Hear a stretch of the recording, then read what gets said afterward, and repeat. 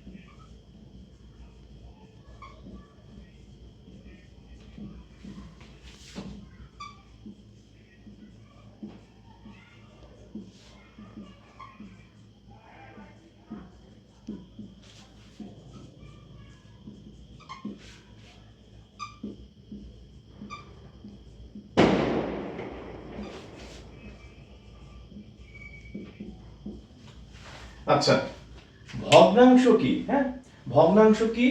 দুইটা সংখ্যা হবে, দুইটা সংখ্যাকে ভাগ অথবা অনুপাত আকারে প্রকাশ করলে তাদেরকে ভগ্নাংশ বলে। এখানে ভাগ বা অনুপাত যে বিষয়টা, দুইটা কিন্তু একই। ভাগ আকারে লেখাও যে কথা, অনুপাত আকারে লেখাও একই কথা। হ্যাঁ, আমরা একটা এক্সাম্পল দেই। ধরো উদাহরণ,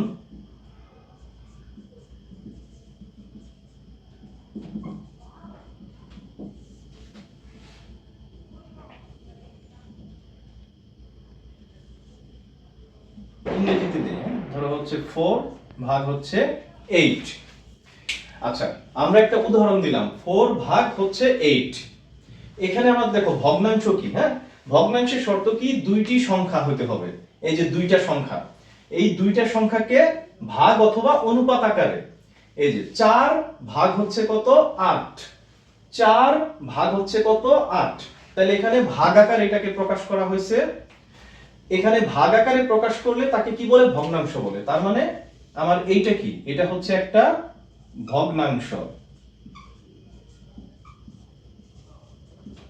এটা একটা ভগ্নাংশ, কারণ ভগ্নাংশের সূত্র থেকে আমরা জানি দুইটা সংখ্যাকে ভাগ আকারে প্রকাশ করলে তাকে ভগ্নাংশ বলে। এখানে 4 ভাগ 8 আমরা লিখলাম, তার মানে এখানে সংখ্যা দুইটা, একটা 4 একটা 8। এটাকে ভাগ আকারে লিখছি, এর জন্য কি এটা একটা ভগ্নাংশ। এখন যদি আমরা এইভাবে লিখি, বীজগণিতে আমরা যা করি আর কি, একটা एग्जांपल দেই। ধরো 2x ভাগ 2b। হ্যাঁ, তাহলে এইটাও কিন্তু ভগ্নাংশ, এটাও কিন্তু ভাগ আকারে লেখা আছে। হ্যাঁ, এটাও একটা কি? ভগ্নাংশ। মোট কথা দুইটা সংখ্যা ভাগ আকারে থাকলেই সেটা ভগ্নাংশ। এই গেল ভগ্নাংশ। আর আমাদেরকে আর গুণন করতে হলে আরেকটা বিষয় বুঝতে হবে, সেটা লব এবং হর। আচ্ছা, এই যে আমরা এখানে লিখলাম 4 ভাগ দিয়ে লিখলাম 8। 4 ভাগ দিয়ে লিখলাম কি? 8। এটার মধ্যে উপরে আমার যে সংখ্যাটা আছে, এই যে 4, 4টা কি আছে? উপরে। তাহলে উপরে যে 4 আছে এটার নাম কি? এটার নাম লব। আর নিচে যে 8 আছে ভাগের নিচে, এটার নাম কি? হর। এটার নাম হর। তাহলে এই যে 4 ভাগ 8 লিখলাম, এই 4 ভাগ 8 এর মধ্যে উপরে যে 4 আছে উপরে, হ্যাঁ, উপরেরটার নাম লব, আর নিচে যেটা আছে, নিচে যে 8, নিচেরটার নাম কি?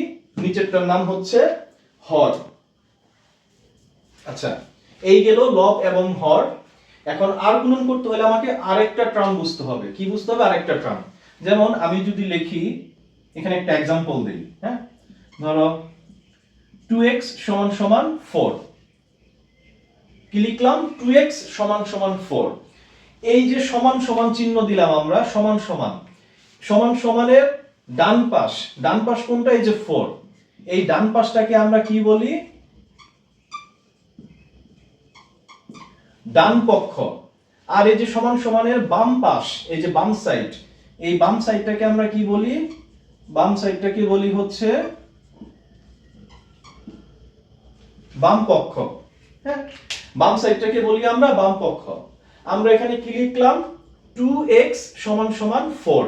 আচ্ছা, এই যে 2x সমান সমান 4, এখানে যে সমান সমান চিহ্ন, এইটার ডান পাশের অংশটাকে এই যে 4, এই ডান পাশের অংশটাকে আমরা কি বলি ডান পক্ষ, আর সমান সমানের এই যে বাম পাশ, এই বাম পাশের অংশটাকে আমরা কি বলি বাম পক্ষ বলি। হ্যাঁ, তাহলে আমার কি গেল ভগ্নাংশ কি, ভগ্নাংশ হচ্ছে দুইটা সংখ্যাকে ভাগ আকারে লিখলে সেটা ভগ্নাংশ। যেমন 4 ভাগ 8, এখানে দুইটা সংখ্যা একটা 4 একটা 8 ভাগ আকারে লিখছি, এর জন্য 4 ভাগ 8টা কি ভগ্নাংশ। এখানে 4 ভাগ 8 এর জায়গায় 2x ভাগ 2b এভাবেও থাকতে পারে। হ্যাঁ, মোট কথা ভাগ আকারে দুইটা সংখ্যাকে লিখলেই সেটা ভগ্নাংশ। আবার এই যে এখানে 4 ভাগ 8 লিখছিলাম, এইখানে উপরে যে 4 আছে এই উপরেরটাকে কি বলে লব, আর নিচে যে 8 আছে এই নিচের 8টাকে কি বলে হর।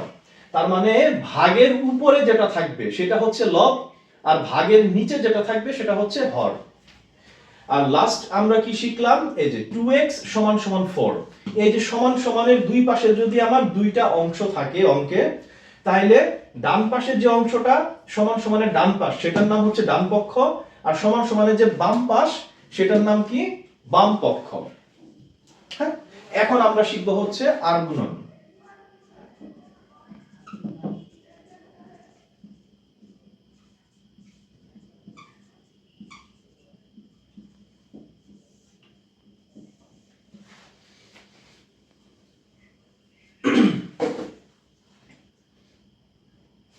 এই আর গুণনের হচ্ছে আমরা সংজ্ঞাটা লেখার আগে এখানে জাস্ট হচ্ছে আমরা একটা নোট রেখে দিব, ওই নোটের সাথে আমরা মিলাই মিলাই লিখবো। হ্যাঁ,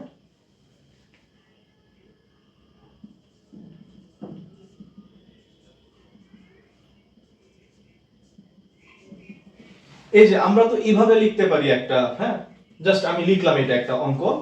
এখন এইখানে খেয়াল করো কি কি আছে। এইখানের বিষয়টা হচ্ছে একটা সমান সমান আছে, সমান সমান থাকার মানে কি একটা ডান পক্ষ আছে একটা বাম পক্ষ আছে। আমার এই যে এই পাশের অংশ এইটা কি, এটা হচ্ছে সমান সমানের বাম সাইড, বাম সাইড হলে কি লিখবো বাম পক্ষ। আর এই যে এই পাশটা, এই পাশটা সমান সমানের ডান সাইড, ডান সাইড হলে কি লিখবো ডান পক্ষ। সমান সমানের ডান পাশটাকে আমরা ডান পক্ষ লিখলাম, সমান সমানের বাম পাশটাকে আমরা কি লিখলাম বাম পক্ষ লিখলাম, কি লিখলাম বাম পক্ষ। এখন আমরা জানি এই যে ভাগ আকারে যদি কিছু লেখা থাকে সেটাকে কি বলে ভগ্নাংশ। তার মানে এইটা একটা ভগ্নাংশ, এইটা একটা ভগ্নাংশ। ভাগ আকারে কিছু লেখা থাকলে সেটাকে কি বলে ভগ্নাংশ বলে। হ্যাঁ, এটাকে কি বলবো আমরা ভগ্নাংশ। ভাগাকারে কিছু লেখা থাকলে সেটাকে কি বলবো আমরা ভগ্নাংশ বলবো। হ্যাঁ, এখন ভগ্নাংশের যে উপরের যেটা থাকে সেটাকে কি বলে লব, আর নিচে যেটা থাকে সেটাকে কি বলে হর। তার মানে এখানে 3 যেটা 3টা হচ্ছে লব আর নিচে যে 2 এটা হচ্ছে হর। ঠিক একই ভাবে এখানে এই যে উপরে যে 2x, 2xটা কি এটা হচ্ছে লব, আর নিচে যে 4টা কি এটা হচ্ছে হর। আর যেহেতু 2x ভাগ 4 ভাগাকারে আছে এর জন্য এটা কি ভগ্নাংশ। 3 ভাগ 2 এটাও ভাগাকারে আছে এর জন্য এটা কি ভগ্নাংশ, এটা কি ভগ্নাংশ। এখন এই আর গুণনের ক্ষেত্রে হ্যাঁ সূত্র যেটা সেটা হচ্ছে এই যে বাম পক্ষ, হ্যাঁ বাম পক্ষের উপরে যেটা, উপরে কি আছে এটা আছে হচ্ছে লব, এটা হচ্ছে হর। বাম পক্ষের যে হচ্ছে উপরে যেটা আছে, বাম পক্ষের উপরে কি আছে লব। তাহলে লিখি, খেয়াল করবে সবাই। হ্যাঁ,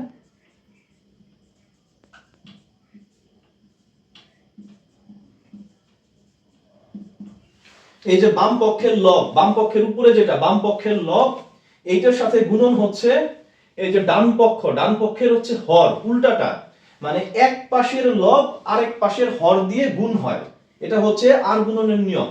এই যে আমার বাম পক্ষ, বাম পক্ষের হচ্ছে এই যে লব, এটা গুণ হবে কি ডান পক্ষের হরের সাথে, মানে কোনাকুনি গুণন হচ্ছে ডান পক্ষের হর। এইটা সমান সমান হচ্ছে, আমি একে লিখি তারপরে বুঝাবো। হ্যাঁ, সমান সমান হচ্ছে এই যে আমার বাম পক্ষ,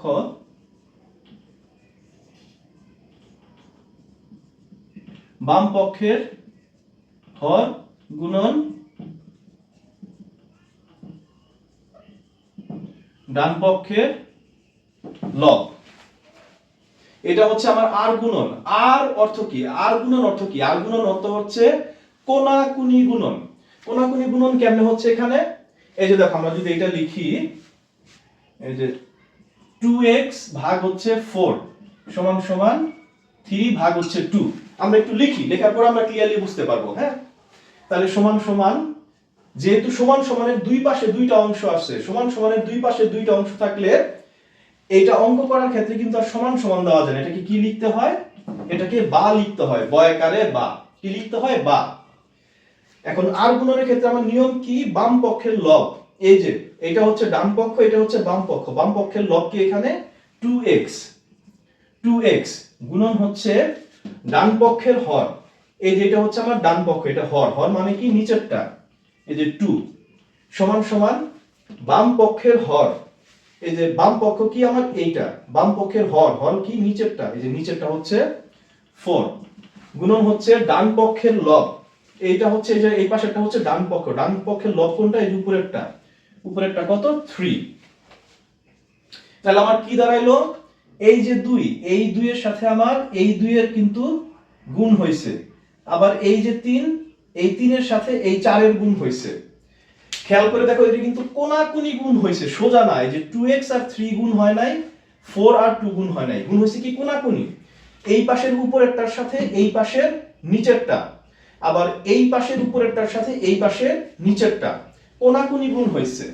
তাহলে আমরা আর গুণনকে সহজে মনে রাখবো কিভাবে? আর গুণনকে সহজে মনে রাখবো কোনাকুনি গুণন, মানে এক পাশের উপরেরটার সাথে আরেক পাশের নিচেরটা। ক্লিয়ার? তাহলে আমরা আবার বলি আর গুণন। আর গুণনটা কি? আর গুণন হচ্ছে বাম পক্ষের লব। বাম পক্ষের লব মানে যে উপরেরটা বাম পক্ষের, এটার সাথে গুণ হচ্ছে ডান পক্ষের হর। এই যে উল্টা সাইডের হচ্ছে নিচেরটা। বাম পক্ষের লব গুণন ডান পক্ষের হর সমান সমান, সমান সমান কি হবে? বাম পক্ষের হর। এই যে বাম পক্ষের নিচেরটা, নিচেরটা হচ্ছে হর, গুণন হচ্ছে ডান পক্ষের লব। এই যে ডান পক্ষের লব, লব মানে কি? উপরেরটা। এই যে এটা, হ্যাঁ, ডান পক্ষের লব। এটা হচ্ছে আমার আর গুণনের সূত্র। তাহলে এটা সহজে মনে রাখার উপায় কি? সহজে মনে রাখার উপায় হচ্ছে কোনাকুনি গুণন, মানে এক পাশের উপরেরটার সাথে আরেক পাশের নিচেরটা, আবার আরেক পাশের উপরেরটার সাথে আরেক পাশের নিচেরটা। এভাবে আমরা কোনাকুনি গুণ করে দিব। গুণ করে দিলেই এটা হচ্ছে আর গুণন হবে। হ্যাঁ, তো এই আর গুণনটা বোঝানোর জন্য মূলত ভগ্নাংশ কি, লব কি, হর কি, বাম পক্ষ কি, ডান পক্ষ কি, এই টপিকস গুলো আমাদেরকে বুঝতে হবে।